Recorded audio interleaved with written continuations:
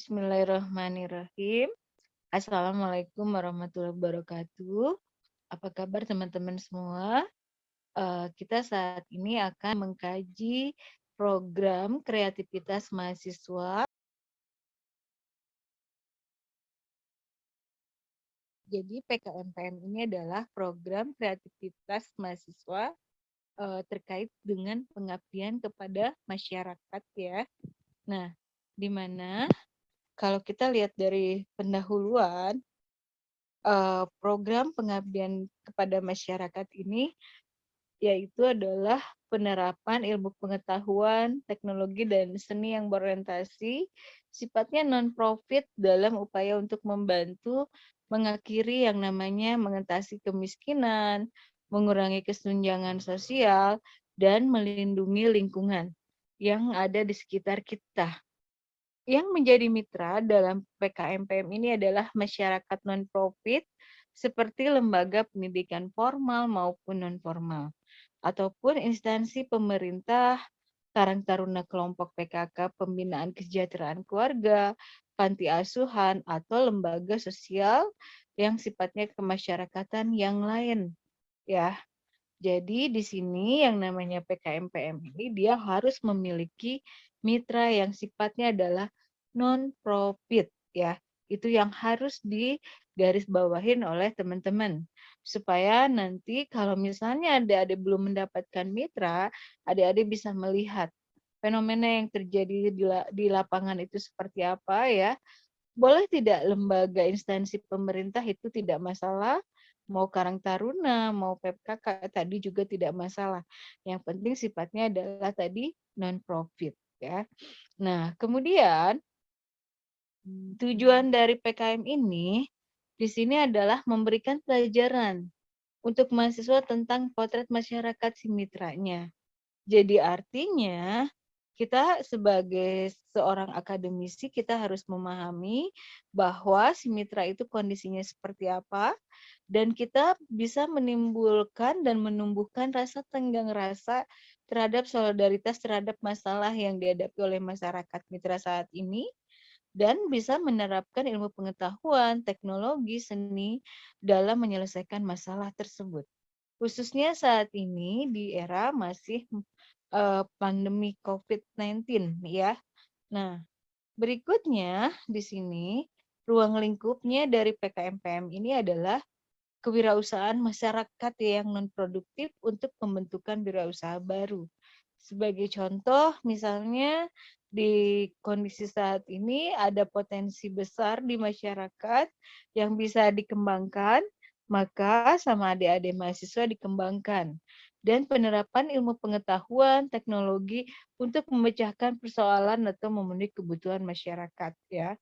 Serta pemberdayaan masyarakat bisa untuk meningkatkan kualitas kehidupan masyarakat atau lingkungannya ya ataupun dalam bentuk lainnya yang sifatnya asalnya tidak berproduktif masyarakatnya menjadi masyarakat yang produktif dan inovatif tentunya. Nah, berikutnya di sini mitra PKMPM ini harus mengetahui rencana program yang akan dijalankan yaitu mitranya adalah kelompok masyarakat ya yang perlu digarisbawahi sama teman-teman adalah bukan desa, bukan RW atau RT karena tidak termasuk ke dalam mitra, tapi lebih kepada ada kelompok usaha produktif kayak industri rumah tangga misalnya, atau di situ ada mitra UMKM ya, yang misalnya terpapar karena kondisi COVID saat ini, jadi tidak bisa terkembangkan usahanya dan oleh adik-adik kembangkan misalnya ya, ataupun memfasilitasi kebutuhan mereka lewat misalnya peran teknologi yang pernah teman-teman belajar khususnya di kampus ya. Nah, bisa jadi seperti itu untuk mitranya. Mekanismenya sendiri untuk PKMPM ini adalah harus ada tadi permasalahan di masyarakat ya, terutama daerah setempat yang tempat adik-adik tinggal misalnya. Kemudian dari PKMPM ini memberikan solusi masalah pada kelompok non-profit khususnya berbasis iptek dan kekinian. Contoh pertama adalah terkait judul PKM yang lolos pendanaan PKM 2021 ya. Ada Food Bank membangun generasi muda peduli khususnya ketahanan pangan ya saat kondisi Covid di Kampung Pedak ya. Nah, ini bisa teman-teman menjadi gambaran ya bahwa dalam kondisi Covid misalnya kita buatkan yang namanya food bank atau bank makanan ya untuk daerah setempat misalnya memfasilitasi bagi mereka-mereka yang terpapar Covid ya. Artinya ketika misalnya ada informasi masuk dari bagian puskesmas terdekat khususnya yang melakukan isolasi mandiri misalnya ini eh, bank makanan ini bisa difungsikan sebagai yang untuk membantu para mereka yang terkena terpapar COVID misalnya. Nah, jadi ada seperti itu yang menyisihkan sebagian rezekinya terutama bagi orang-orang yang berada ya. Nah, ini berada di wilayah Bantul misalnya. Program ini membangun generasi muda yang peduli. Nah, jadi artinya itu di sini tuh bisa kerjasama dengan Karang Taruna daerah setempat ya dalam memproduktifkan seperti ini ya. Nah, terus ada pemanfaatan limbah kulit apel sebagai beras analog guna meningkatkan ekonomi dan kualitas lingkungan dengan memberdayakan ibu PKK. Ini bisa kerjasama teman-teman mahasiswa dengan para ibu PKK yang mengoptimalkan yang asalnya misalnya di daerah setempat misalnya kurang begitu optimal ya PKK-nya, ini bisa kita berdayakan. Banyak ya, atau misalnya PKK-nya kita berdayakan bagaimana cara pengasuhan anak ya untuk usia dari nol, dari usia golden age sampai usia misalnya itu masih sampai siswa SD atau SMP. Nah, ini kita bisa di-training mereka untuk belajar seperti itu kalau yang memiliki ilmu tentang parenting. Di contoh judul 3 ini adalah penjernihan air dengan metode multi water ya. Ini juga sama ya, air bersih desa khususnya daerah Lamongan ya, yang membutuhkan air bersih misalnya, ini tergantung daerahnya. Beberapa daerah mungkin airnya sudah tercemari dan lain sebagainya. Terus ada beberapa yang bekerja sama untuk program ini. Ataupun misalnya kerjasama dengan para developer ya, untuk memfasilitasi internet gratis buat masyarakat desa misalnya ya, agar misalnya tetap bisa melaksanakan kegiatan pembelajaran secara daring di daerah setempatnya. Nah, ini juga bisa bagian dari program pengabdian masyarakat. Jadi, teman-teman banyak ya contoh-contoh yang bisa teman-teman lakukan gitu ya. Beberapa tips PKM pengabdian masyarakat ini yang harus dipahami ketika sebelum mengambil judul adalah sebaiknya cari dulu di Google program ya yang akan diajukan, perhatikan alat dan metode yang digunakan serta tempat pelaksanaan. Jangan sampai sama dengan yang sudah banyak terjadi, tapi ada novelty dari timnya. Ini harus diperhatikan betul-betul. Jadi, teman-teman jangan misalnya yang sudah ada di Google itu Anda lakukan lagi. Anda ulangin itu jangan seperti itu. Tapi coba Anda inovatifkan, Anda kembangkan sendiri bersama timnya, terutama bagaimana memanfaatkan misalnya teknologi ya, terkait dengan keilmuan yang pernah Anda pelajarin ya, dan kemudian untuk dikembangkan, untuk di-apply, diimplementasikan di mitra yang ada di daerah sekitarnya. Nah, mitra harus jelas ya, tadi tidak boleh desa, RT atau RW ya, tapi di sini mitranya jelas, apakah tadi misalnya ibu-ibu posyandu, ataukah misalnya Karang Taruna ya, yang ada di daerahnya, ataukah mitra dari bisnis ya, dari misalnya dari UMKM atau IRT setempat ya. Dan observasi lingkungan bersama tim ya, jadi artinya jangan hanya satu pihak, tapi tidak mengikuti yang lainnya. Dan tadi ketika terjadi fenomena tersebut di masyarakat, usahakan, maka ini sesuai dengan keilmuan tim. Untuk pembahasannya jangan hanya dari satu keilmuan yang dimiliki oleh ketua, ya, tapi semuanya harus terlibat dalam tim PKMPM ini, ya. Jadi itu gambaran tips dari PKM-PM ya, teman-teman.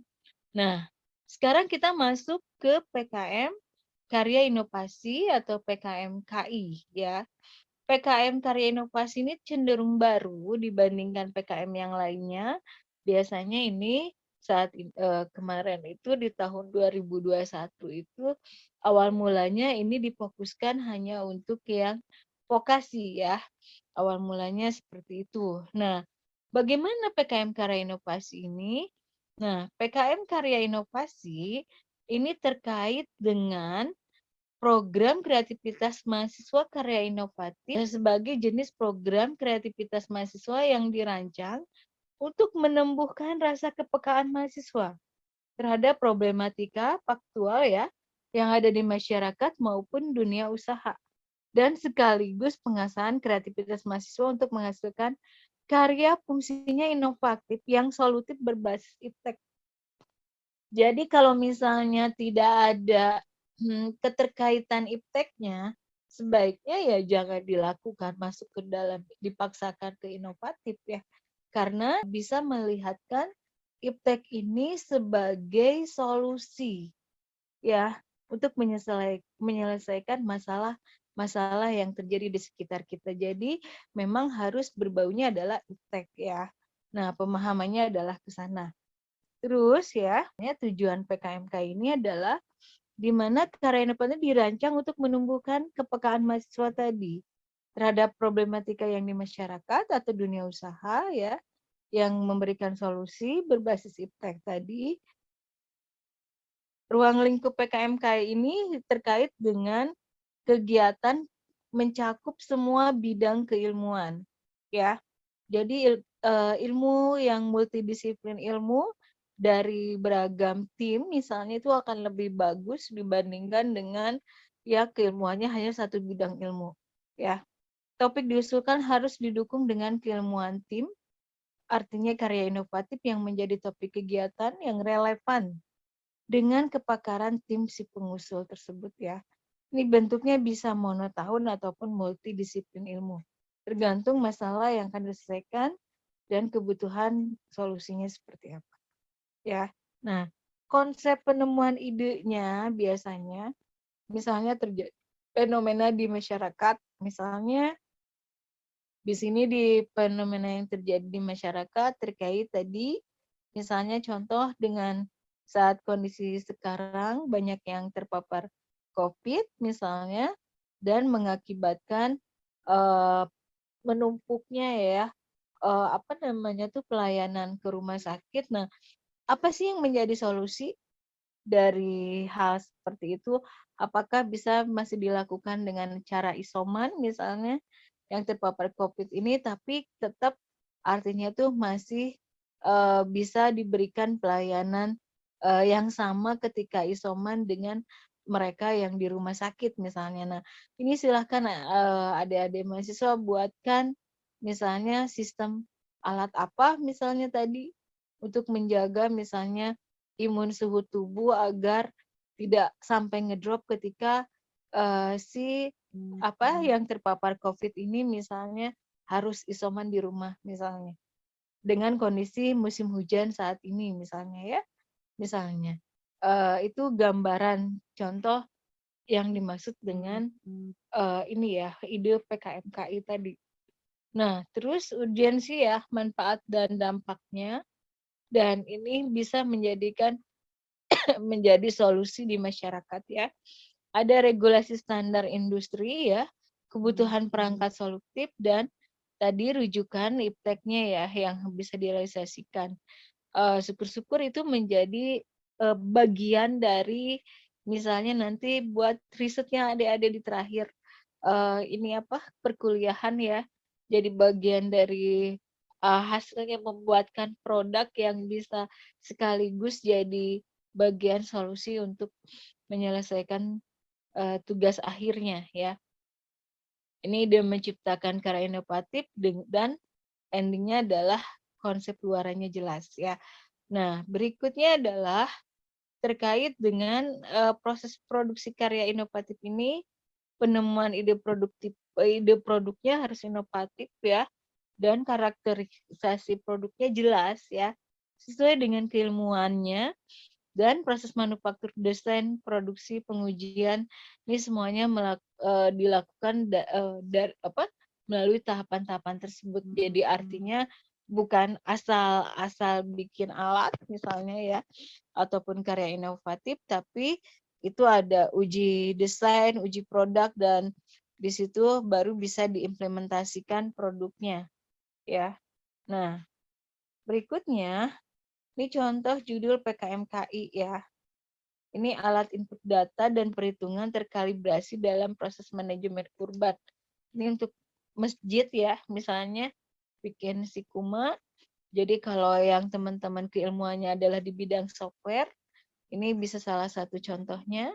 Dan kalau di bidang bahasa ya, ada bahasa isyarat dengan layar cerdas sebagai alat bantu komunikasi real time untuk disabilitas tunawicara dan tunarungu misalnya ya.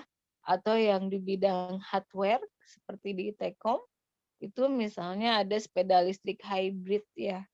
Dengan ini terintegrasi menggunakan IoT berbasis tenaga surya. Nah, ini gambaran ya teman-teman, contoh-contoh di mana yang semuanya adalah menggunakan iptek ya. Jadi karya inovatif itu kuncinya adalah dia memang betul-betul menerapkan ipteknya. Bukan hanya sekedar menjadi solusi daerah setempat, tapi di mana peran iptek ini betul-betul terasa oleh masyarakat yang ada di sekitarnya. Jadi lebih difokuskan ke arah sana untuk yang PKMKI ya. Nah, berikutnya adalah ini tips PKMKI ini adalah sama ya. Usahakan sebelum mengambil ide, teman-teman cari di Google terlebih dahulu, jangan sampai ide teman-teman tuh udah banyak di Google. Jadi itu bukan lagi kreatif, bukan lagi inovatif, tapi sudah basi. Dan inovasinya itu harus betul-betul terlihat ya. Memilih topik yang tidak terlalu terkendala pelaksanaannya, karena kondisi pandemi ini untuk pelaksanaan banyak yang dilakukan secara daring ataupun luring ya. Jadi artinya tuh tidak semuanya sepenuhnya dilakukan secara luring. Jadi yang betul-betul bisa mengoptimalkan waktunya, dan luaran PKMK ini sebagai produk fungsional skala penuh yang harus bisa dioperasionalkan. Serta tidak membuat luaran PKM ini dalam bentuk prototipe, tapi hanya dalam bentuk desain teknik saja misalnya ya. Nah, itu tidak seperti itu, tapi diharapkan endingnya adalah bahwa PKMK ini adalah betul-betul applied, bisa diimplementasikan untuk masyarakat banyak ya. Nah itu oke. Di sini kita bicara tentang bagaimana teknik mentoring khususnya dalam menentukan judul PKM tim ya. Untuk menentukan judul PKM tim ini, mentoring dilakukan oleh ketua timnya langsung menghubungi saya ya, mengontak saya melalui Wafri ya. Nanti saya akan respon walaupun agak slow respon karena kebetulan saya sendiri masih kurang sehat ya. Tapi saya akan berusaha untuk menjawab itu walaupun agak slow respon ya. Nah, deadline mentoring untuk penentuan judul PKM ya, dan tidak hanya judul, proposal PKM itu hari Sabtu tanggal 3 Juli. Jadi di sini untuk mentoring deadline judul ya, itu Sabtu itu sudah harus di-ACC semuanya. Artinya kalau dia PKM PM dia harus sudah ready mitra. Kalau misalnya timnya itu adalah EKMKI, dia sudah ready, yang rencananya itu bahwa progresnya terkait dengan judul PKMKI-nya dan proposalnya juga udah ready ya. Jadi saya berharap bahwa Sabtu tanggal 3 Juli nanti saya akan mereview semua timnya ya. Jadi selama proses dari mulai Sabtu ini sampai ke Sabtu ke depan itu, di mana teman-teman satu, silahkan ketua tim menghubungi saya untuk judul PKM, dan untuk coaching diskusi tentang proposal, diskusinya langsung di grup ya. Nanti dibantu oleh partner saya sama Mas Ramadan ya. Jadi nanti teman-teman bisa langsung diskusi di grup ya, supaya Ibu bisa langsung monitor apa progres dari masing-masing timnya. Kalau di grup itu semua boleh discuss ya. Artinya tidak hanya sebatas ketua, jadi anggota pun di sana boleh discuss terkait dalam teknik pembuatan proposalnya. Jadi adik-adik mahasiswa silahkan dipelajari dulu untuk setiap pedoman dari masing-masing jenis PKM-PM ataupun PKM-KI. Ya. Dan untuk tekniknya nanti diskusinya di grup dengan Mas Ramadan. Jadi itu yang terkait dengan bagaimana proposal untuk di setiap tim. Jadi jangan sampai menunggu deadline ya, karena itu akan menumpuk ya, dan bisa jadi akan bermasalah untuk dari segi kehadiran. Dan menghubunginya adalah di waktu jam kantor, tapi karena kondisi idealnya seperti itu, tapi karena Ibu sendiri saat ini aktivitasnya tidak hanya beraktivitas di kantor saja, tapi juga masih dalam pemulihan, juga masih dalam tahap kuliah ya. Jadi artinya saya akan membuka diskusi untuk para ketua tim ya. Itu silakan Wapri, terkadang kalau saya belum istirahat saya akan menjawab dari judul teman-teman yang sudah mewapri ke ibu ya, walaupun agak slow respon, tapi ya mohon dimaafkan karena emang kondisinya masih dalam tahap pemulihan. Ya, oke. Nah itu terkait dengan mentoring untuk judul tim PKM. Ya, ini timeline mentoring PKM ya. Jadi diharapkan di minggu pertama ini diskusi judul ya. Diskusi judul itu sebetulnya dari pertemuan ke-9, 10 itu harusnya sudah ready ya. Tapi artinya Ibu tetap akan membuka siapapun yang tim belum memiliki judul sampai semuanya memiliki judul dan membuatkan proposalnya ya. Ini tahapan minggu kedua, penyusunan proposal PKM ya. Kartu mentoring ini boleh diisi ya bagi yang sudah mengikuti via Meet ya saat itu, silahkan itu diisi di pertemuan pertama, diisi dengan deskripsinya adalah diskusi penentuan judul PKM. Nah itu bisa lewat Meet ya.